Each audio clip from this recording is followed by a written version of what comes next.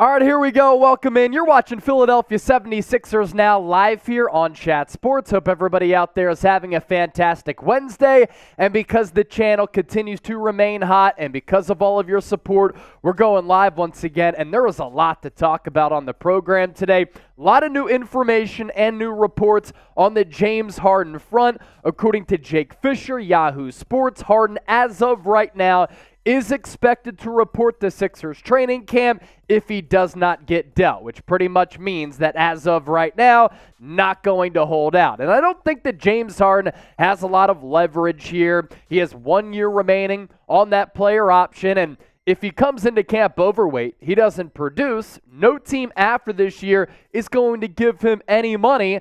And at 34 years old going into this year, he has to increase his value by being in shape, proving that he can stay healthy and still productive. So we're going to talk about James Harden on the show today. Also coming up, 76ers Summer League winners and losers. There's a report out there that the Sixers are a potential landing spot for Pascal Siakam. And as always, we will be answering your questions as well. So let's cue up our first question for the audience here. Are you tired about hearing about James Harden and all of his antics? Give me a Y for yes and for no. I'm certainly getting fatigued by it, but it is a big storyline that we have to talk about here on the show. Mr. Awesome Guy, we lit. Every day we lit. John Galt, Chase Sr. is the man. No, my man. You are my guy. Michael Miller saying no. Walter, yes. Steven, yes. Continue to let us know. Also, we have a pretty cool poll question up. Get your votes in over there. Who is the better Sixer? Moses Malone, Dr. J, Allen Iverson.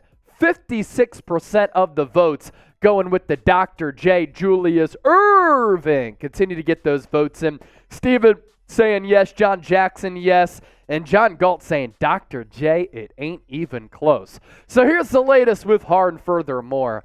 Daryl Morey did acknowledge in a really good interview, actually. I give him credit for going on 97.5 The Fanatic with Anthony Gargano and actually being honest and taking some questions, not really trying to deflect a lot of it. He acknowledged that, yes, Harden does not want to play in Philadelphia any longer. He does want to get dealt. Zach Lowe of ESPN on his podcast reported that there is no trade market for James Harden. And the Los Angeles Clippers not really willing, as of now at least, to include Terrence Mann in the deal. And if I'm the Sixers, I'm really trying to get Terrence Mann in Philadelphia, but this is how negotiations go. And we're at this point of the NBA offseason where there's really not much going on because a lot of these teams following Summer League, they're on vacation. They've been grinding ever since NBA training camp. Shoot, the regular season started in October. This is their first moment to really get away, get a breather before they hop back in the saddle. An idea here that Daryl Morey did discuss in James Harden coming back, not trading away Tobias Harris, and he literally talked about this in creating some cap space to bring in some marquee players next offseason. It's this idea. If you bring back Harden, you bring back Tobias Harris, $33 million for Harden this year, Tobias Harris at $39 million. The potential cap space that the 76ers would have in free agency next offseason would be around $72 million.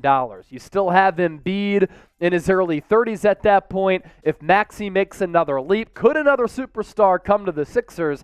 And then they're locked and loaded with a lot of cash to either pay a player or two.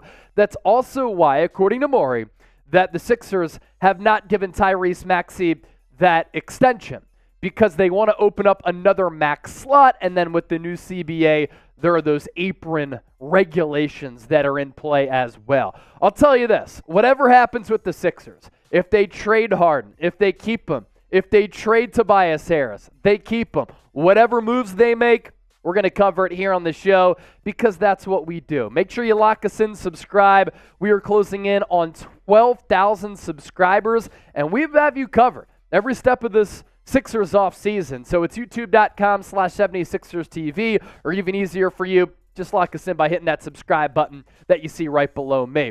Use hashtag Sixers or Super Chat as well to ask us anything. We certainly want to interact with all of our loyal viewers and subscribers here on the show.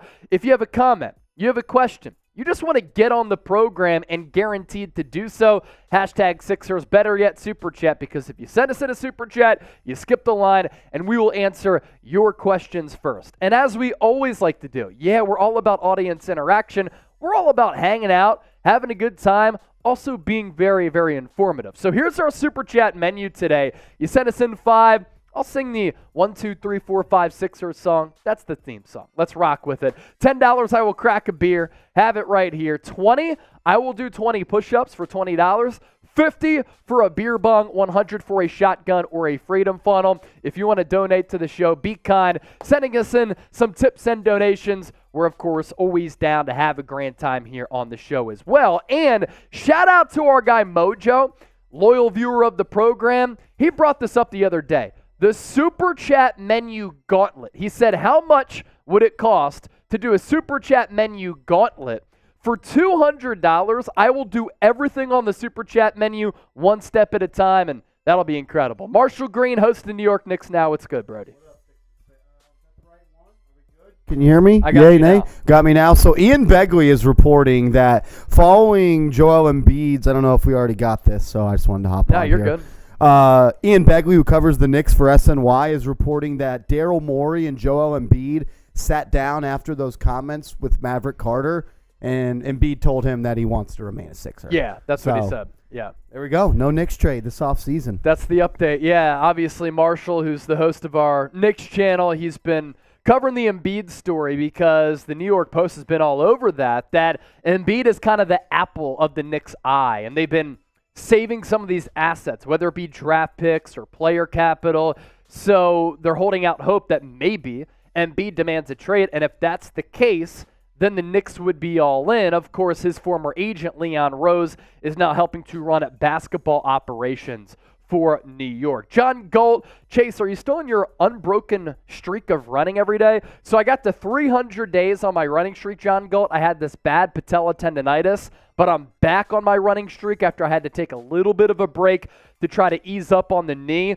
and I'm back up to 60 days now. Who knows how long it's going to go, but I'm all about that everyday grind. Also on the show, in addition to talking about James Harden today, we're going to do Summer League winners and losers for Philadelphia, the studs and duds from Las Vegas. We're going to talk about Jaden Springer, the former first-round pick out of Tennessee, who I was pretty impressed with in his Summer League showing. Started off slow in Salt Lake City, Utah, and then ended pretty strong in Las Vegas. What I saw from him, and I'll expand my thoughts on this here later on the program, bouncy vertical athlete, very feisty and aggressive defender. I think he's already an NBA caliber defender at this point. Kind of moves slow while handling the rock, so the offensive concern's a big concern for me in him trying to earn rotation minutes for this team this year. And the offensive game and the shot, little bit worrisome as I did watch Springer, but the numbers were great. Averaged well over 20 points per game, leading the Summer Sixers in the Summer League. Again, more thoughts on that coming up down the road. If you're ready to start the official show, I want you to hit that thumbs up icon and like the video. Show some support to the show. Smash that thumbs up icon here because I'm ready to talk James Harden. I'm ready to talk Summer League. We're also going to talk about this report that the Sixers could be a destination for Pascal Siakam. Now, we just went from 18 to 24 likes. We have 82 people watching live. I'll tell you this, the more people that like this video, the more people who will come hang out, the more fun that it'll be, and the more lively of an atmosphere it'll be here on the live show today. So continue to like the video. Can we get the 50 likes with 85 people watching live? Look, I told you, more people are starting to pile into the show. Let's get more than 100 people in this mug. Continue to like the video. 1, 2, 3, 4, 5, Sixers. 10, 9, 8, 70, Sixers. Dark Army's using the hashtag Sixers. Stephen Rothwell's, if you have a question, use hashtag Sixers and we'll pop those up all throughout our live broadcast today. All right, we're going to begin with the latest around James Harden. Comments from Daryl Morey, new report from Jake Fischer, Yahoo Sports, who seems to be tapped into the Sixers organization. He wrote a book about Philadelphia. We'll talk Sixers Summer League winners and losers and a Pascal Siakam trade. All of that coming your way right now. Let's get the official show started.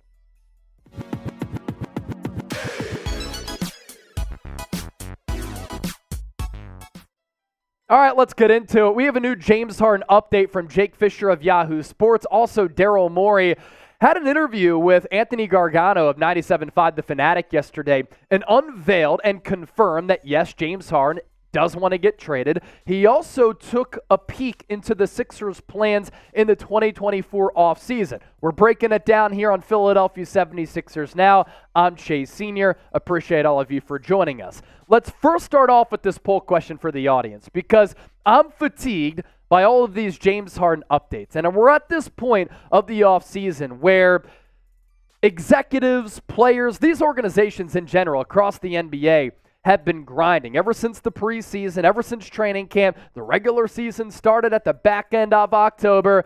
They go from the regular season into the playoffs, the draft, free agency, summer league. They finally have an opportunity to step away from the game of basketball. And that's why right now there's not much going on the trade front, not a lot of transactions happening in NBA free agency. Really the big storyline across the NBA, Damian Lillard and James Harden. I'm tired of talking about it. Are you with me? Give me a Y for yes or an N for no. As for the latest here on the beer, Daryl Morey acknowledged that Harden does in fact want to get dealt. Zach Lowe of ESPN said there's no trade market right now for James Harden. Teams aren't really willing to engage with Philadelphia because of the asking price, but also Damian Lillard diminishes the value of Harden on the trade market. And Zach Lowe, another good snippet from him, he said that the Clippers aren't willing to include Terrence Mann in the deal. Now, I highly doubt that Terrence Mann is the player that's holding a deal back from getting done, but I do think he's an important piece to throw in there from Philadelphia's point of view because Tyrese Maxey and Terrence Mann, two good young players who you can build around, and I think that Mann has had a couple of good playoff showings so far to start his career. So really, this is what we know with the latest information on Harden. Daryl Morey is in absolutely no hurry to trade Harden. We saw that he milked the Ben Simmons saga as long as he could have. And then he traded him away for what he thought was the best deal at the time. Now, he did say in that interview on The Fanatic that they looked into Tyrese Halliburton, but then the Sacramento Kings weren't willing to do that. So the Ben Simmons for James Harden trade was the best deal out there. And Morey is not going to get cents on the dollar for a top 75 player of all time who still is capable of putting up really big numbers. There's also this that we're going to talk about on the show today, is that the Sixers could be eyeing 2024. I don't think they're going to mail it in for 2023 and 2024 because they still have Joel Embiid as well as Tyrese Maxey. But in free agency and next offseason, they could open up a lot of money if Harden and Tobias Harris both come back. You look at the contractual figures here and the potential cap space that the Sixers could create according to Spotrac here. James Harden is on that basically one-year contract for $33 million. Tobias Harris on the books for $39.2. You combine those salaries together, and that comes out to be somewhere in the neighborhood of $72 million that the Sixers could have in the bank for free agency next year to then surround Joel Embiid and Tyrese Maxey with another superstar or two. Now, here's the most recent report from Jake Fischer. We'll go through this, plenty of thoughts on it as well. Let's be clear, Jake Fischer said, no matter the Sixers' wishes, Harden still intends to play for the Clippers next year. There has been no substantial trade conversations for Philadelphia regarding Harden and any other team, as rival front offices have been briefed on Harden's unwavering focus on the Clippers and the Clippers alone. Now, let me ask you this question. What leverage does James Harden have? Think about it. What leverage does James Harden have? He wants to play for the Los Angeles Clippers, but the Clippers aren't willing to include Terrence Mann in a deal, and James Harden is operating and playing under a one-year contract after opting into that $35.5 million player option. He's going to be 34 years old this year. His blow-by rate is down. His finishing ability at the rim and in the restricted area has really plummeted over the last couple of years. He needs to be able to prove to other teams that he can stay healthy, that he can still be productive, that he's still a top-tier player in this league. And if he comes into camp out of shape and he doesn't produce for Philadelphia, that diminishes his value, and he's not going to get a large deal in free agency next offseason. He has to increase his value, in my opinion, and he's not going to do himself any favors if he continues to pout and have a bad attitude because other teams won't want to bring him in. It's also clear that James Harden took a look at the market in free agency, and he saw that no teams were willing to give him the years and the money that he was seeking. That's why he opted in to that deal with Philadelphia. Still a productive player, no doubt, but you see the regression here over the last 4 years taking place from 2019-2020 through 2022-2023. 34 points per game with Houston, all the way down to 21 points per game this past year with Philadelphia, obviously playing alongside Kyrie Irving, Kevin Durant, and then Joel Embiid will lead to his scoring production going down. But it's clear if you watch him on a night-in, night-out basis like I do and like many of you do, he's also lost a step as well. More from Fischer. If this saga does drag out through September and until media day on October 2nd, Harden is expected at this point to report to training camp, according to league sources. You can cause far more headaches for the organization you're trying to leave by showing up, as opposed to staying home. With both the Rockets and the Nets, Harden made various trips away from the team for various nightlife activities. He made Brooklyn feel it had no other option but to trade him to the Sixers before the 2022 deadline or risk losing him for nothing. With Philadelphia, Harden's side is very much of the belief that joining the Clippers is not a matter of if, but a matter of when. So basically, to translate all of that and to summarize it, Harden's not going to hold out. He's going to report to training camp, but in what shape? We don't know what's going to happen with Harden. This is what I do know. Whatever happens with him, if he stays, if he goes, we're going to talk about it and cover it here on Philadelphia 76ers Now, because all throughout this offseason, we've had you covered step for step, every step of the way. We're closing in on 12,000 subscribers. Let this be your year-round home for Sixers content here on YouTube. We're also in the peak player unfollowed the team, removed them from his bio type season. Previously, the Sixers were in James Harden's bio. Now, they're not. All it is his wine company at J. Harden Wines. Now, you look ahead, right? Do the Sixers have a plan? They really haven't had one, or at least they haven't appeared to have one all throughout this offseason. It's been very, very frustrating. But Daryl Morey and this organization seem to potentially be planning, perhaps, for 2024. Here's what Morey had to say in that interview on The Fanatic.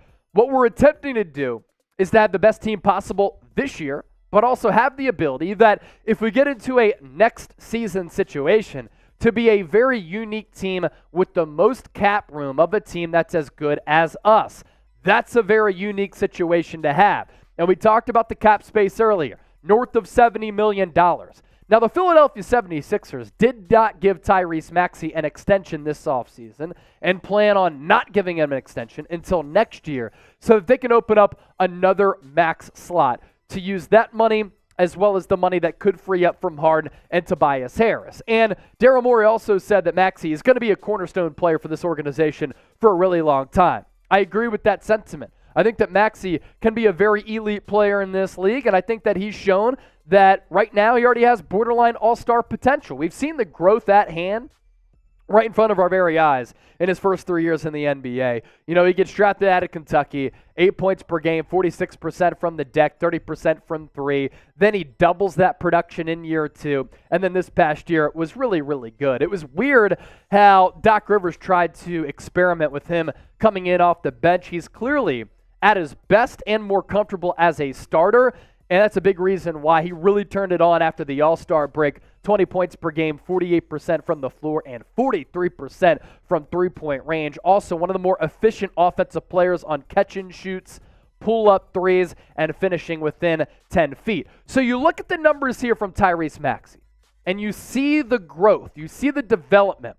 The question is, can he become a Jamal Murray-like player alongside Joel Embiid? Because Maxey's numbers in his first 3 years are actually a lot better than Jamal Murray's, who just won a championship alongside the Joker, and Jamal Murray can be that bucket getter that you need in the guts of a game. He could score at all three levels. Tyrese Maxey a little bit better of a three-point shooter than him from a percentage standpoint. I'd say that Murray might have a better ability to handle the basketball, also a little bit thicker and bigger, so he's able to create space for himself, whereas sometimes Maxey needs that downhill action to get to the cup with momentum. But Maxey, I'm bullish on him, and I think that at some point he can be a legit co-star next to Embiid. Is that this year or next year? We'll see what the Sixers' plans are. Only time will tell. So in summary here, I think it's really hard to get excited for next year. Like, we're looking at a Sixers team where they might run it back. They might bring back James Harden. They might bring back Tobias Harris. And even if they get rid of Harden or they get rid of Harris, are they truly contenders this year? The Sixers will be exciting. They're going to win a lot of games, probably 50 plus. But when it comes time for the NBA playoffs, we know that this team is going to have a clear ceiling. They're not going to be legitimate NBA championship contenders. I hope I'm right. That's just the gut feel as of right now. So with that, let's transition to this. Your level of confidence in the Sixers here. Scale it for me from 1 to 100. I want to know. And if you want to interact with me on Twitter and Instagram, you can find me on social media here. It's the same handle on both platforms. Would love to hear from all of you. All right. One segment down. Let's interact with the audience here. See what the people are saying. Steven, greatest Sixer, Wilt Chamberlain. That's answering our poll question. Where now 51% of the votes are with Allen Iverson. He overtook Dr. J, who was winning very, very easily a little bit earlier. Tim Starr with us once again. Once Maxey learns more control with the ball, he's going to be Starr right away. Yeah, exactly. That handle needs to get tightened up a little bit. Lucky said trade Joel Embiid. His value will never be higher, and you haven't been able to win with him. Let Harrison Harden come off the books next year. You will have Maxey whatever picks for Joel Embiid as well as a lot of money. That's a risk right there to trade Embiid. I understand, and I've talked about this. Like, the thought process in actually trading him is that his value is never going to be as high as it is right now coming off that MVP season. He's he's been injured a lot. Obviously, those are concerns, and sometimes bigs don't necessarily age well over time. Here's our Super Chat menu for today. If you want to donate to the show, we're also down to party on this hump day. $5 Super Chat, we'll do the Sixers song. $10, finally get to crack my beer. 20, I'll do 20 push-ups. 50 for a beer bong. 100 for a shotgun or a funnel. And shout out to our guy Mojo. He was pacing our Super Chats the other day when we went live on Monday. And he said, how about a Super Chat gauntlet? You know what? For the next couple of minutes, I'll go 50% off here for a $100 Super Chat. I'll do the Super Chat gauntlet where I do everything simultaneously on that Super Chat menu. Your donations allow me to give you content every single day, and we get to continue to grow the team here at Chat Sports. Clinton Gray, Parrish Fells, all in the chat right now. Continue to hang out with us.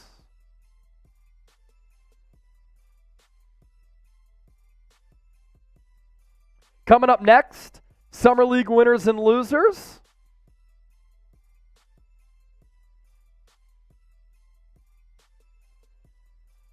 Dark Armies. Let's go through a couple of questions here. Hashtag SixersJack. Get some questions on the screen. Definitely down to chop it up here for a few moments before we get to our Summer League winners and losers. Saw Dark Armies came in with one. Tim Starr a little bit earlier. Would you rather make a big trade this year or get expiring contracts and go hard in free agency? I'm kind of leaning toward going all in next year because I'm not sure you're going to get a true needle mover this offseason. Dark Armies, I've been worried that Joel Embiid is going to request a trade because what happens if we lose him? Plus, you will fill him in with the center. You're probably meaning, who could you find a replacement? Or what type of guy could replace Joel Embiid is what you're talking about? Look, I mean, if Jimmy Butler wants to team up with Joel Embiid, let's say the Miami Heat lose out on the Damian Lillard sweepstakes. They don't get Dame. And Jimmy Butler's like, look, Joel Embiid's the next best thing. Let's offer Tyler Hero, Bam Adebayo, a lot of first-round picks in the future. I'd be enticed by that. I think that Adebayo is an ideal big in the NBA stylistically with how the game is played now. Switchable, can handle the rock, mid-range jumper, great defender, very, very productive player. Tyler Hero is a walking 20, 25 points per night. I would hold on to Joel Embiid, though, and I would not trade him at this point, but I see why the Sixers would do it. Scola. Let's get those likes up ASAP. Scola, the OG. It's in your name, but you are an OG. You heard the man. Hit that thumbs up icon and like the video. Let's get it. Coming up next on the show, we're going to segue to our Sixers Summer League winners and losers. That's next up on the docket. Coming up on today's Philadelphia 76ers. Now, NBA Summer League, it's in the rear view. So it's time to break down our Sixers Summer League winners and losers. Who will make the roster, who won't? But first, make sure you subscribe, turn on your notifications. Therefore, anytime we go live, anytime we push out a video, you will be notified. And we are closing in on yet another milestone of 12,000 subscribers. We are 466 people away. If you want to be a smarter, more informed Sixers fan, hop on board, join the 76ers Now community by hitting that sub button. All right, let's get into it here. Let's talk some summer Sixers, Philadelphia 76ers, Summer League winners and losers. There are a couple of obvious names here on both sides of the line. And let's begin glass half full with some of our winners. Terquavion Smith, I was really impressed with him from the start of Summer League action. Salt Lake City, Utah, all the way through Las Vegas. These are his Las Vegas Summer League stats, to be specific. 14.5 points per game, 5 assists, 3.5 rebounds, a steal per game. I thought that he was so active, very springy, athletic, doesn't have a lot of girth to his frame. I know a lot of y'all like that word, but he is a good enough, fast enough, explosive enough athlete, I believe, to crack a rotation spot at some point at the NBA level. I also kind of like the defensive instincts as well. And last year in college, when he was at NC State, sometimes he struggled to shoot the basketball consistently, and you could see that sometimes that was an issue throughout the Summer League. But I will say, what was a pleasant surprise is how he was efficient from downtown. Almost 38% on his three-point shots on a lot of volume. 7.5 three-point attempts per night. He did shoot sub 40% from the field on 12 field goals, but he can pour it up. And as a bench player who maybe you turn the keys over to, who you need to be that microwave scorer at some point down the line, he might be able to be that guy. And when I scout him, long, wiry, athletic player, he's going to let it fly from anywhere. I also like the fearlessness that he has because he's not scared of the moment at all. He's a little bit slight, but has that aforementioned NBA-level explosion, solid defensive instincts. His passing vision also surprised me a little bit as well. So let's tee up our first question of the show here. Will Turk Smith make the Sixers opening night roster? Give me an M for make or a W for won't make. Summer League winner number 2.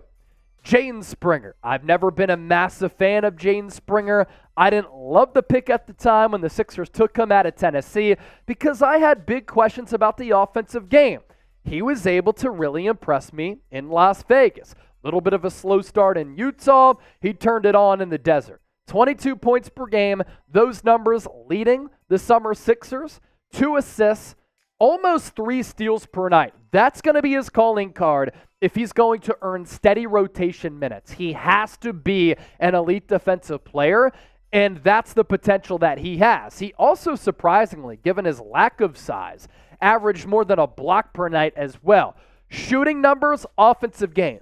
My big concern with Jaden Springer. He did shoot 48.8% against sub-level competition, 31% from three-point range. I do like the experience that he was able to get. He's a raw player who needs to play in these type of environments with fans because you don't always get that at the G League level, and just get some playing time. Coming out of Tennessee, a young and raw player who's needed a lot of development, but if he's able to earn and nab that rotation spot, it's a good thing for Philadelphia. Almost 14 field goal attempts per game throughout the Summer League in Las Vegas, and then 5 3-point attempts per night as well. When I scout him, it's very odd, right? He is a bouncy, vertical athlete. But when he tries to move while handling the basketball, he looks a lot slower and doesn't necessarily move laterally like I would like him to do. But Nick Nurse, I think, is going to really like him as a bulldog defender. Now, can he play that role of Matisse Thybulle where you put him in, he gives you those energetic defensive minutes, but instead of Thybulle not hitting threes, Springer gives you a little bit more of an offensive scoring punch because he is a feisty and aggressive defender. The offensive game, shot, and then moving with the rock, my concerns for him. Let's talk about Javonte Smart next. Didn't have a ton of expectations, and then also we could talk about DJ Stewart as well, Jack. I want to throw both of those players in the winning category. For Javonte Smart, 16 points per game. He was up there among the leaders for the scoring load for the Sixers in Vegas. 6 assists, 44% from the field. He took a lot of threes and was able to connect on 37.5% of those. And then DJ Stewart, this is a player who does have some pedigree. Like, he went to Duke, obviously highly touted coming out of high school. You saw that he's kind of shifty, moving with the rock, 16 points per game. He shot almost 54% from the floor, and the three-point numbers very solid for him. And then our last Summer League winner here. Can we give a round of applause to Nick Nurse for coaching the Summer League Sixers? Like, the fact that he was out there in Utah to start off Summer League play right after taking the job tells me that Nick Nurse wanted to implement his culture. He wanted to implement some mental fortitude and toughness, but also send a message as for what players can expect and what's going to be asked of them. And in turn, Jane Springer said, Nick Nurse, during a couple of these drills, he stopped practices. I haven't really had that happen while I've been an NBA player. Kind of a shot at Doc Rivers. And then Tyrese Maxey, on his own podcast with Nick Nurse as his guest, said, I love how you're willing to try new things. And I think that Nick Nurse is going to be a breath of fresh air. He's more of a tactician than Doc, makes better adjustments.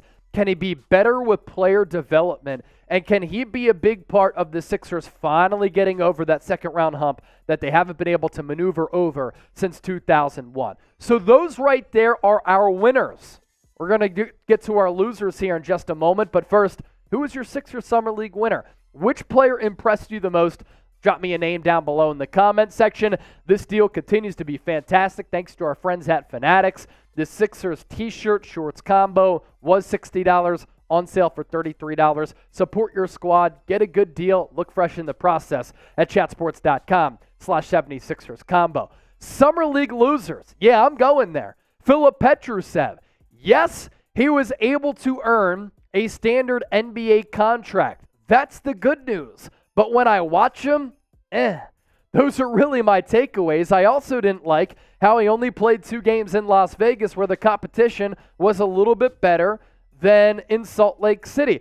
He didn't really pop too much for me, honestly. 12.5 points per game in Vegas, 4.5 rebounds, had a pretty solid showing against the Dallas Mavericks. What he does do at a pretty good level, protect the rim, good shot blocking instincts, 2.5 blocks per game in Vegas, did that as well in Utah. I thought he looked extremely raw and hesitant in Salt Lake City before growing a little bit more comfortable in Vegas. 61% on his field goals, but I don't really see the jumper. I don't really see him being that comfortable in shooting the outside shot.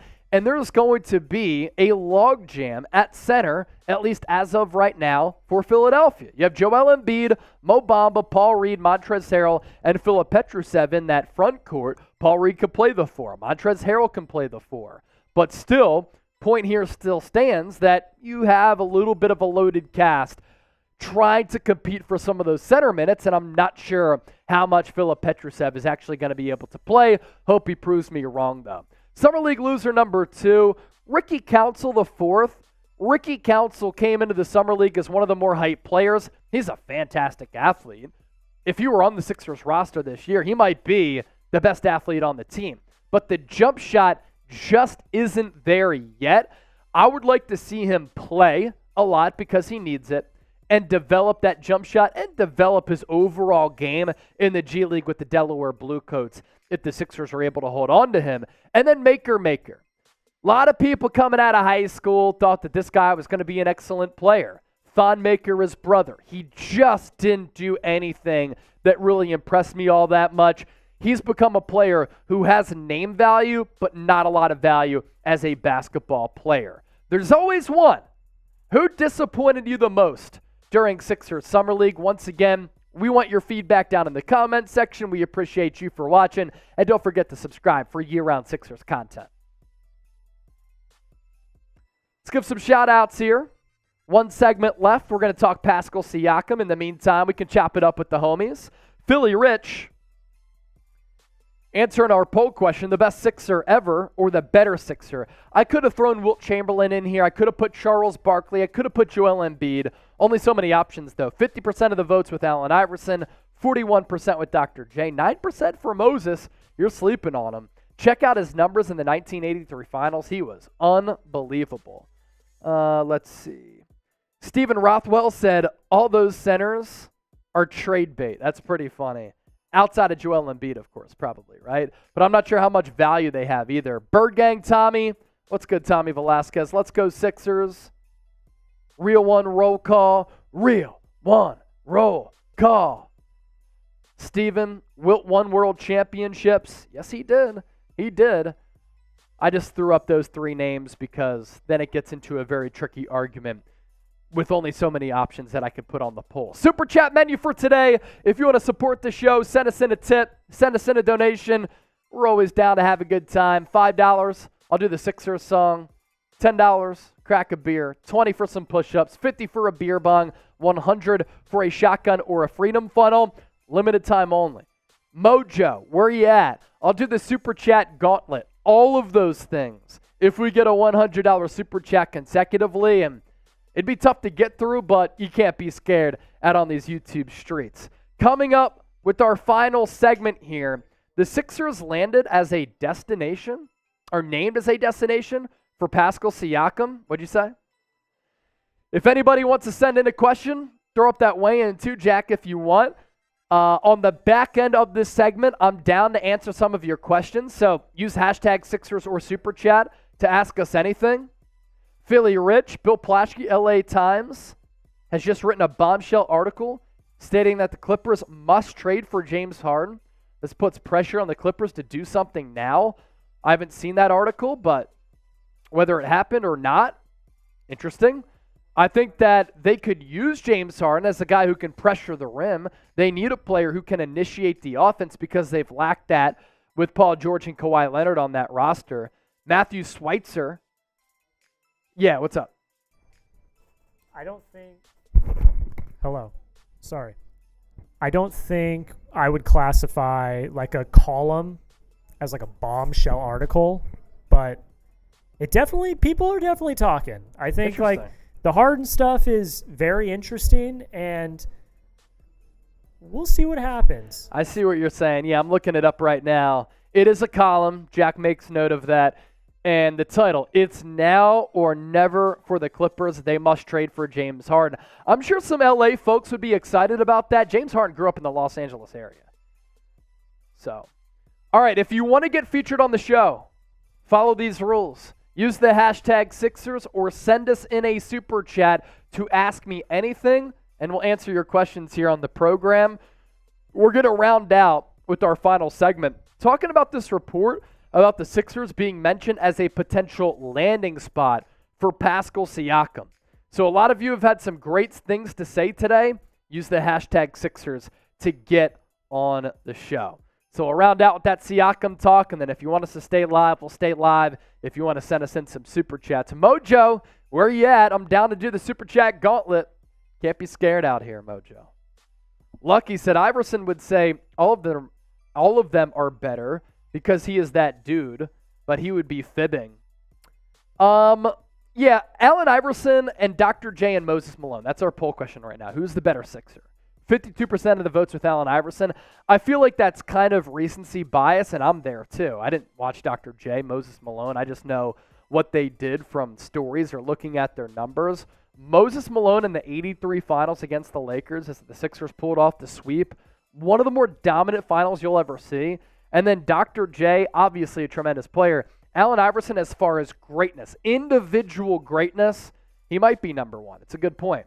Tony Wiley, James Harden, about to cost the Sixers another lost year and a year older for injury-prone Embiid. Him being injury-prone and getting older is definitely a concern if they just want to be like, oh, yeah, we'll be competitive this year and then we'll compete in 2024. Like, it's not that easy, right? Because Embiid's always injured. Stephen Rothwell's great nickname for Iverson that you point out, Bubba Chuck. Excellent nickname. Zion is focused on the wrong games right now from Lucky. Yeah, that's a disastrous scenario. Mr. Awesome Guy, I see that question. We'll try to get all of those questions featured on our last segment of the show, and let's get to it right now. Could the Philadelphia 76ers trade for Pascal Siakam? The Sixers mentioned as a potential landing spot, according to reports. We're talking about that here on Philadelphia 76ers Now by Chat Sports. I'm Jay Sr. Make sure you subscribe to the show for year-round Sixers content. I like Siakam as a player. If this were to ring true, I'm not sure it moves the needle that much depending on who Philadelphia would give up, and you have to think it would be a player like Tobias Harris and not James Harden. James Harden to Toronto doesn't make a lot of sense, but for Toronto, a team that's in that middle ground right now, they could be looking to just sell and pass up on this year, and Harden and Tobias Harris, both on expiring contracts. I'll also say this about Toronto. Anytime that you think they're going to be a porous team, they do such a great job of developing players and putting together assets to make them more feisty and competitive than what was originally anticipated, and they end up surprising a lot of people. Now, I like Siakam. When I've scouted him in years past, I think he's a very quality defender who's long, athletic, and will be bothersome for the opponent. His long arms can get in the way of passing lanes. He can block some shots. We've seen him D-up Joel Embiid a couple of times, even though the weight advantage is not on his side. I also like his defensive versatility because of him being so long with the wingspan, but also his long legs and him being tall to begin with. He's able to really stay in front of guards. He can guard wings, but also stick with those bigs as well on that low block because he does have some toughness that I think Sixers fans would really like. He can put the ball on the floor a little bit, but his handle sometimes is just a little bit too loose, in my opinion, and that can lead to turnovers and easy buckets going the other way. A few years ago, the three-point numbers were pretty solid, but as we're about to show you, the three-point game has fallen off a tad. Why I think it could work, though, familiarity with Nick Nurse. His best years over the last few have been with Nick Nurse. So Nick Nurse won a championship, obviously, in 2018-2019 after that quadruple bounce from Kawhi Leonard. 2018-2019 was his first season as a head coach in this league. And then after that, these are the last 4 years for Siakam when Nick Nurse has been the head coach. And he's had career year after career year after career year in each of these last four, thanks to Nick Nurse being on that sideline. So this gives you a glimpse as to what Siakam can bring to the table. And when I talk about that three-point game struggling a bit, 2019-2020, he was at almost 36%. The following year, under 30%. Not good. 2 years ago, 34.5%, and then this past year, 32%. So if we want to complain about Tobias Harris and him being somewhat inconsistent, not having big-time moments, missing shots in critical junctures of ball games, you might have those same concerns with Pascal Siakam, but the production a little bit better. But what would the production look like playing alongside some other marquee scorers that could be on this team in a James Harden, and if not him, Tyrese Maxey, as well as Joel Embiid? His shooting splits last year for Siakam. Let's look at them here because they are interesting. Inside the three-point arc, pretty efficient player, 48% on those twos. Outside of his three-point range, 32%. Now, I did take 18 field goals per night. I can't imagine those numbers would coincide with the Sixers' tenure for three-point attempts per night. So he's basically due for like a 3, maybe more per game. So with that, let's tee up this question for the audience here. Who would you give up for Pascal Siakam? This will be our pinned comment. So if you get hit with that YouTube ad break, scroll on down, get those votes in and drop some names. Who would you give up for Pascal Siakam be the general manager and get in Daryl Morey's shoes right now. Start to take some of your questions here. Dark Armies with this one. I have been worried that Joel Embiid is going to request a trade because what happens if we lose him, and who could we get back to fill up his roster spot? So a team like the Miami Heat could make some sense. And let's just say that Miami loses out on Damian Lillard. Does Jimmy Butler then go to Pat Riley and Eric Spoelstra and say, I want Joel Embiid as a consolation prize? Miami has some pretty intriguing assets. Tyler Hero, very good scorer in this league. The fact that Dan Le Batard said that he's better than Tyrese Maxey, cap, but he could give you 20, 25 points per game every single night. Can't play a lick of defense, but a pretty good score. And then Bam Adebayo, switchable defender, very good shot blocker, can handle the ball a little bit. I like the mid-range game. A good lob threat, too. Good playoff player with a lot of playoff experience. Those are the types of assets on top of draft capital that would at least move the needle for me a little bit. But Daryl Morey did talk with Joel Embiid after he made those comments to Maverick Carter, and Embiid told him, as well as Nick Nurse, I want to be a Philadelphia 76er. I'm not unhappy. I'm not going to request a trade. Next up, Mr. Awesome Guy 222. To truly build and win around Maxey, how much better of a defender would he have to become? So I'm actually confused by this because people think that Tyrese Maxey is an awful defender. I actually disagree. If you go back and look at what he did against Trae Young in that playoff series a few years ago, he defended Trae Young at a pretty good level. He's fast, quick feet, active. Against a player like Jason Tatum, yeah, we saw Tatum hit a couple of threes in his eye hole, but that's more so of a byproduct of Jason Tatum just having the size advantage over Tyrese Maxey. Him as a defender, what does he have to do to be better? Ideally, he'd be a little bit taller. But at 6'1", he can get taken advantage of by other larger wings and larger guards. I don't think he's a bad defender. I just think that sometimes the matchup is not on his side because he's a little bit shorter. Madi, was McDaniels a big L for Philly? I thought that losing him did hurt this team for sure.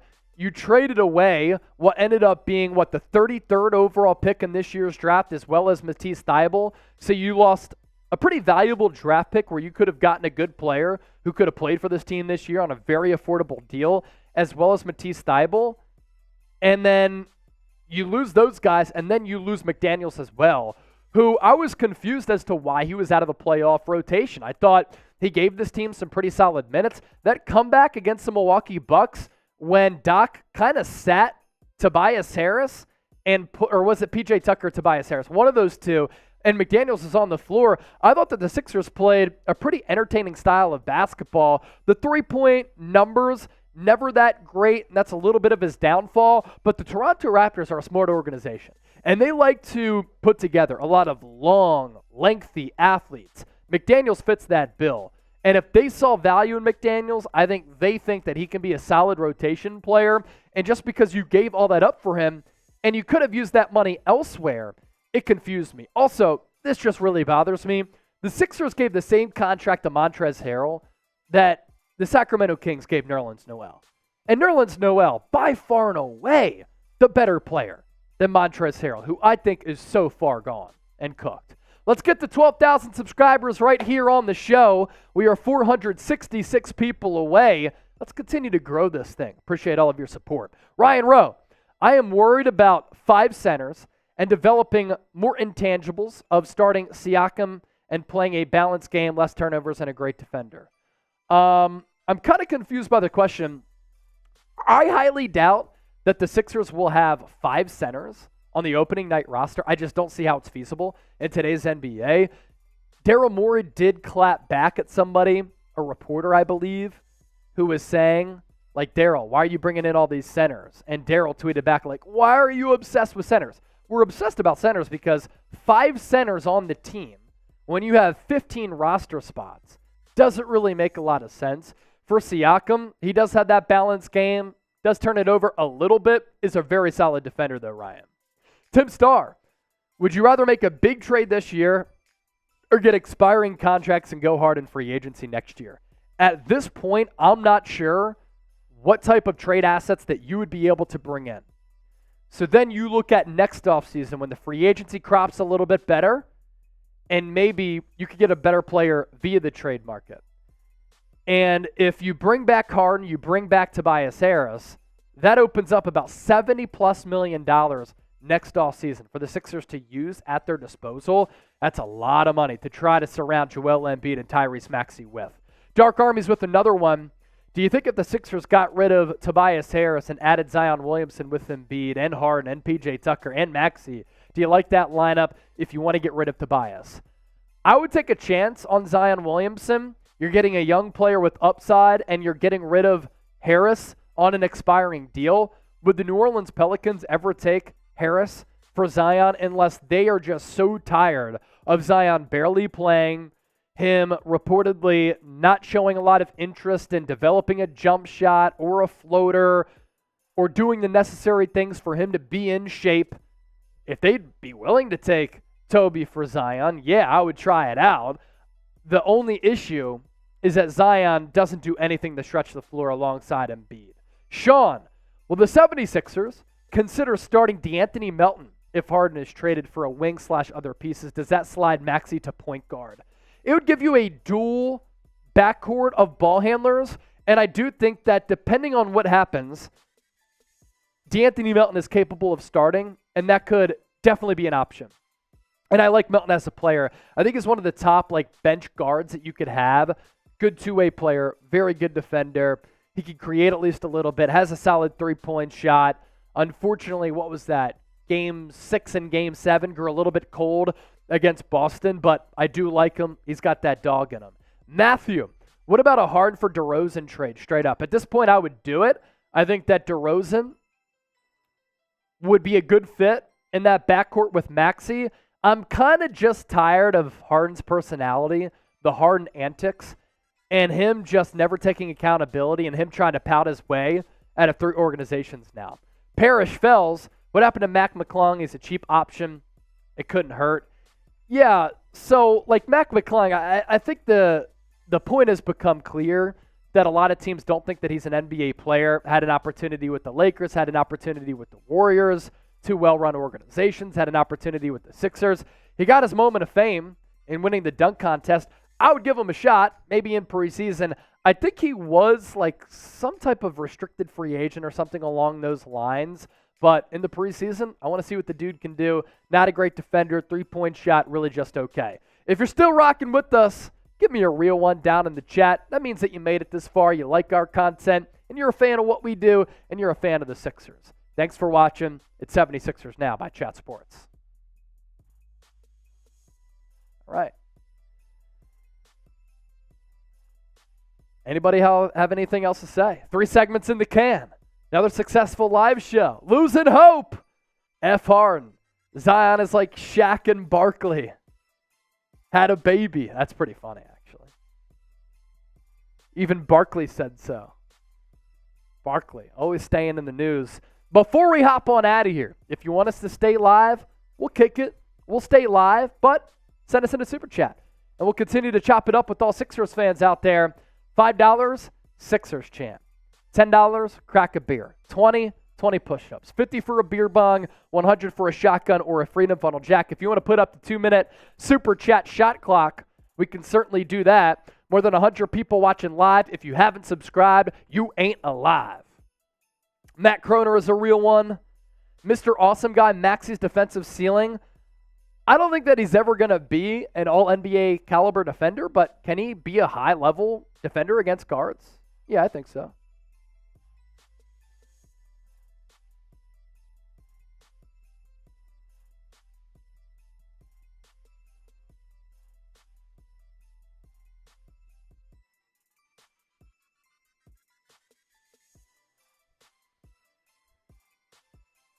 Matt Croner, a real one. Losing hope, a real one.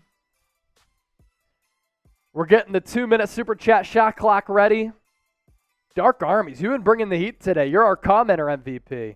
Do you think the Sixers should add a new forward if the Sixers got rid of Tobias Harris? They would need to. They would need to get a wing. I thought of note, Daryl Morey did talk about how the ideal player next to Embiid is a wing who doesn't need the ball. what would that prototype be? Like sometimes Zach LaVine needs the rock. Klay Thompson, if he was younger, that would be nice. But at this point, he's going to be a free agent after this year. It's going to cost too much for the player that he is. End of the show, under 1:30 unless we get a super chat. Losing hope. Reset that clock. $5 donation. Losing hope. 1, 2, 3, 4, 5, Sixers. 10, 9, 8, 76ers. I know, wrong channel, but when's that Kelly Green going to be available? Hopefully soon. I also am the host of Philadelphia Eagles Now. If you're an Eagles fan out there, subscribe to the Eagles channel that I also do. Dark Army is certainly a real one. I saw something on Twitter that it was going to be released this week. We see all these other teams who are unveiling their new jerseys, hopefully soon. Hopefully soon, because those Kelly Green jerseys, we were playing the Mary F. Kill game a little bit earlier. I'm marrying and effing the Kelly Green jerseys all day, every day. Stephen Rothwell's, Wood is a nice player. He is a nice player, man. Guy who's tall and can shoot about 40% from three. Everything, literally everything I've heard about the guy is that nobody really jives with him in the locker room. And he's a locker room cancer. Heat, though, and the Lakers, willing to bring him in, but they have the personalities to control a guy like that. Jimmy Butler, Pat Riley, Eric Spoelstra on the Heat side, and then LeBron James on the Lakers side. If you want us to continue the show, Super Chat shot clock, under a minute here. If somebody sends in 100, I'm doing all of these things simultaneously. That's the Super Chat gauntlet. 1, 2, 3, 4, 5, Sixers, crack a beer, 20 push-ups, do a beer bong right into a shotgun. I will do that for a $100 Super Chat. Where's the guy Mojo at? He proposed that the other day. Mahdi, should we expect a huge signing this offseason? No, I think that time is come and gone. Dark Army's Eric Gordon signed with the Suns, so he's no longer available. Under 10 seconds on the Super Chat shot clock. No Super Chats. We're going to dip on out of here. We'll give you about a 20-second delay because a lot of you like to watch on delay if you scroll back.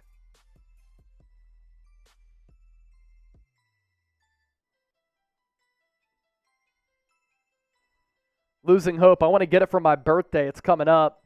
Maybe I can get someone else to buy it. Happy birthday. Happy early birthday, brother.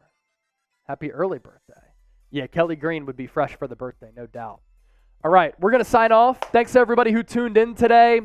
Growing this channel as a guy who grew up in the Philly area has been an absolute blast. We're not worthy, but I do feel blessed, and I am very thankful for everybody who continues to tune in. 76ers now in the books. Make sure you subscribe, and we'll catch you next time.